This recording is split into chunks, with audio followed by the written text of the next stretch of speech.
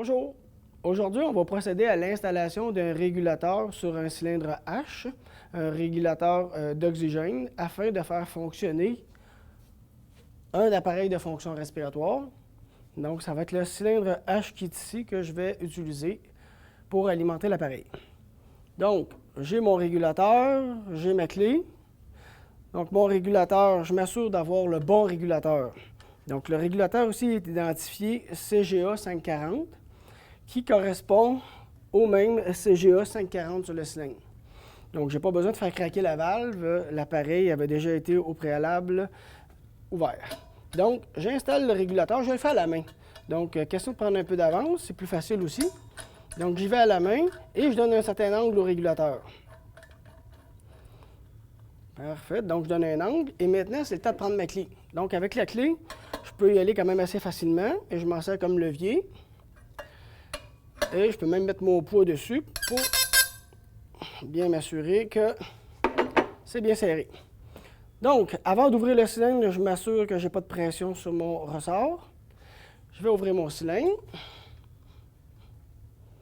Je peux même vérifier pour voir si j'ai une fuite. Donc, je vois qu'une pression qui est créée dans le régulateur.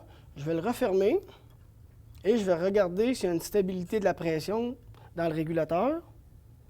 Donc, on voit que la pression ne baisse pas, donc mon circuit est étanche. Je vais réouvrir le régulateur et maintenant générer la pression nécessaire pour faire fonctionner l'appareil.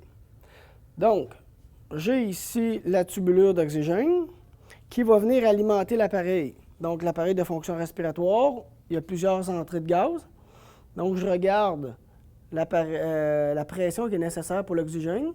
C'est marqué 50 PSI. Donc, 50 PSI qui signifie pound square inch, donc livre par pouce carré. Donc, c'est ici que je vais l'introduire. Et je vais venir repérer l'endroit où est-ce que je devrais faire avancer l'aiguille pour avoir mon 50 PSI.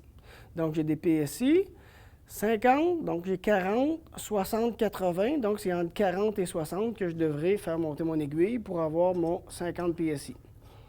Donc, maintenant, je tourne. J'augmente tranquillement. 40 et 50 PSI. Donc maintenant, je suis en mesure de faire fonctionner mon appareil de fonction respiratoire à 50 PSI. Et dans mon cylindre, on voit que j'ai suffisamment d'oxygène, donc 1200 PSI, donc 1200 livres par pouce carré pour faire fonctionner l'appareil. Donc, c'était ce qui consistait en l'installation des régulateurs pour faire fonctionner un appareil de fonction pulmonaire. Merci, bonne journée.